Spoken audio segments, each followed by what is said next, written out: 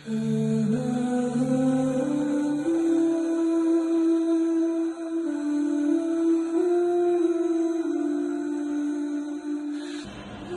এটা হচ্ছে আমার ছোট ভাই।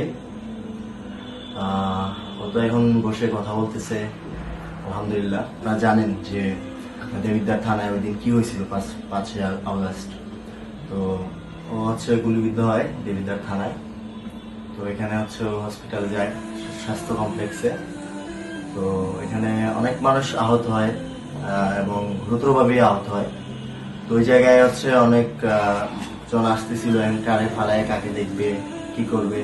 তো তখন ডক্টর পাওয়া যাচ্ছিল না, ওর চিকিৎসা দেওয়ার মতো সিচুয়েশন ছিল না এখানে। তো ওরে নিয়ে আমি হচ্ছে এখান থেকে বের হই। তারপর হচ্ছে কুমিল্লা মেডিকেলে যাই। মেডিকেলে যাওয়ার পর হচ্ছে ওরে সাধারণ চিকিৎসা দেওয়া হয়, জাস্ট এমনি নর্মাল। তো ওরে মানে জেনুইন চিকিৎসা দেওয়া হয়নি।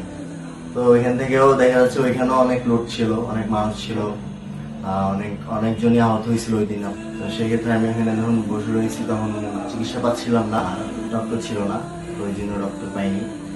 তো তখন আমার এক বড় ভাইয়ের সাজেশনে আমরা হচ্ছে ট্রমা হসপিটালে আসি। তো তারপর হচ্ছে অপারেশন হয়, আইসিইউতে ছিল অনেকদিন। একটা কথা না বললেই নয়, ট্রমা সেন্টারে আমরা যখন আসি ওকে নিয়ে, ওর অবস্থা খুবই গুরুতর ছিল। তো এখানে আমার ভাইয়ের সাহায্যে এবং পুরো হসপিটাল টিমের সাহায্যে খুবই আন্তরিকতার সাথে তারা আমাদেরকে রিসিভ করে। তাদের আমার বড় ভাই এবং হসপিটাল কর্তৃপক্ষের সার্বিক সহযোগিতায় তাৎক্ষণিকভাবে তারা হচ্ছে ওটিটি ম্যানেজ করেন এবং তাকে ওটিতে নিয়ে যাওয়া হয় এবং চিকিৎসা দেওয়া হয়। আলহামদুলিল্লাহ এখন তার লাইফ রিস্ক মুক্ত। ওর তো এখন আরো অনেক চিকিৎসা বাকি।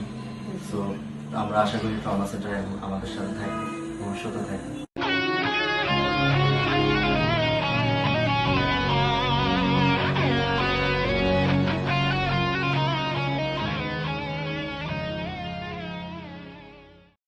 কুমিল্লা ট্রমা সেন্টার, আপনার স্বাস্থ্য সঙ্গী, সব সময় আপনার পাশে।